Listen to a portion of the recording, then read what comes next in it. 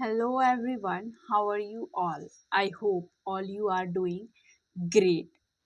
Here I am going to share with you how can you learn English. I am making this video on my viewers' demand. They asked me that how can they learn English and what tips they have to follow to learn English. And they want to know that मैंने कैसे English सीखी, क्या क्या important steps हैं जो करने से आप इंग्लिश बोल सकते हैं. So I am going to explain this in detail. मैं डिटेल में आपको बताऊंगी कि आप कैसे घर बैठे बैठे इंग्लिश सीख सकते हैं. Actually some of my viewers they comment me that I am from Hindi medium, can I speak English. why you are making this excuse that you are from Hindi medium. Excuses मत बनाइए कि आप हिंदी मीडियम से हैं तो आप इंग्लिश नहीं बोल सकते या नहीं सीख सकते. फ्रेंड्स, मैं बताना चाहती हूँ कि मैंने भी अपनी पढ़ाई हिंदी मीडियम से ही की है.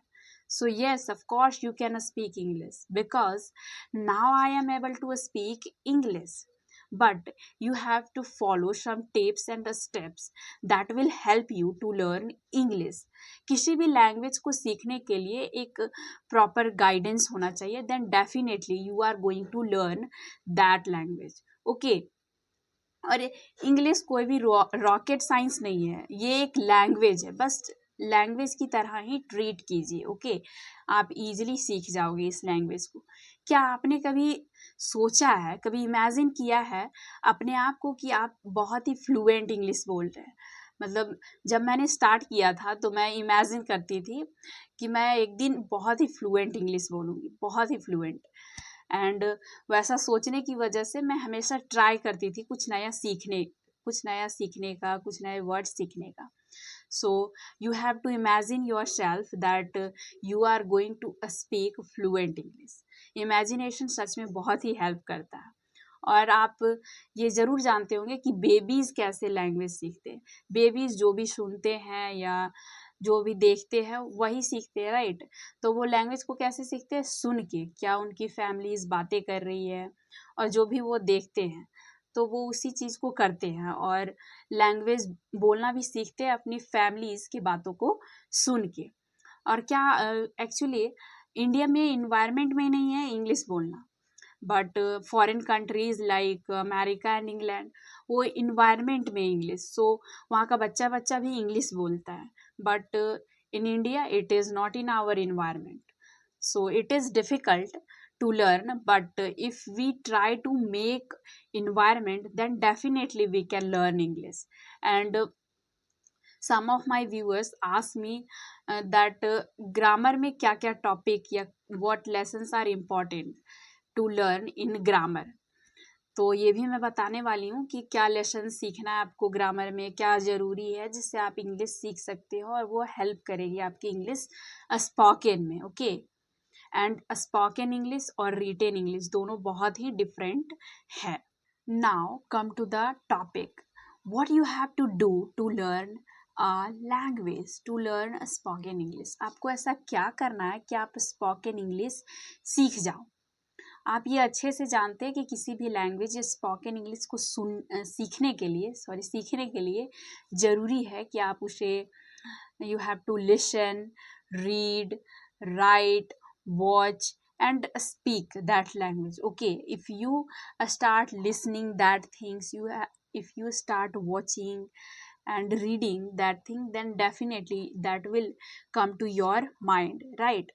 But the question is what you have to listen. आपको क्या सुनना है जिससे आप इंग्लिश सीख जाओ और आप बोलने लगोगे.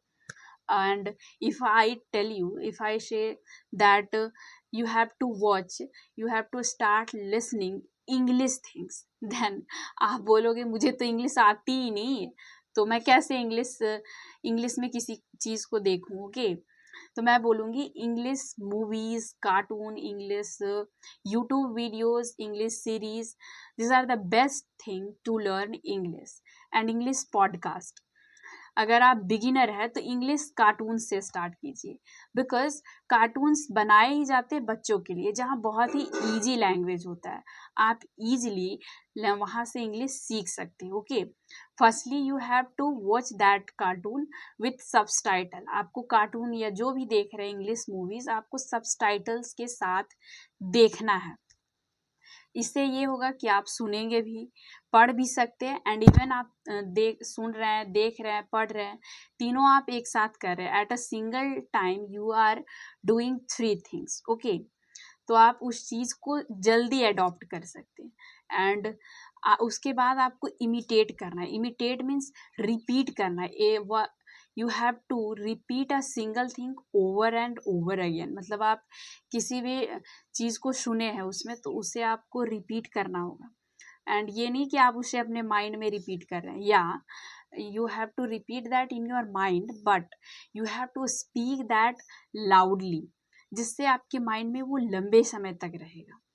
एंड आपको वोकैब्स की बात आती है, तो ये नहीं है कि आप एक ही दिन में 10 या 5 वोकैब सीखें। नो, मैं बोलूँगी कि डेली 3 ही वोकैब सीखें, बट डेली सीखें। और for English grammar you have to learn tenses, because tense ही आपको बताएगा कि क्या है पास्ट में, क्या होगा फ्यूचर में, और प्रेजेंट में क्या है, जिससे आप सेंटेंस को पहचानना सीखेंगे क्या है प्रेजेंट में। ओके, तो टेंस सीखना बहुत ही ज़रूरी है, और 3 वोकैब डेली सीखिए। मैं बोलूँगी 3 वोकैब डेली सीखिए। Next is daily life activity. What do you do in your day to day life? Like you wake up, you go for work, you get ready, you take your breakfast, then you go for college, school, university, and then you meet to your friends with new peoples. What do you do? Okay, you have to imagine that in English. And then you come back to your home, and what do you do in your evening time? And if you don't have any partner, then you have to start talking with yourself, because it really helps to talk with yourself. You have to observe that what are the things around you. You have to think that in English. And next is mirror technique. If you don't have any partner, then you have to start talking in front of mirror. Okay, that will help you if you don't have any partner. And the next, what you have to do before going to bed, it means सोने के पहले you have to recap those things. मतलब आपको quickly recap लेना है कि आपने क्या किया है पूरे दिन में, इन इंग्लिश, स्मॉल सेंटेंसेस में, but that should be in English. I hope these tips will help you to learn English, and I hope you have enjoyed this video, friends. Bye.